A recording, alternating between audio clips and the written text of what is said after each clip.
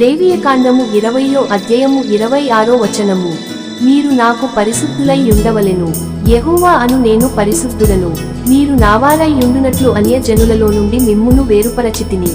Leviticus chapter 20 verse 26. And ye shall be holy unto me, for I the Lord am holy, and have severed you from other people, that ye should be mine.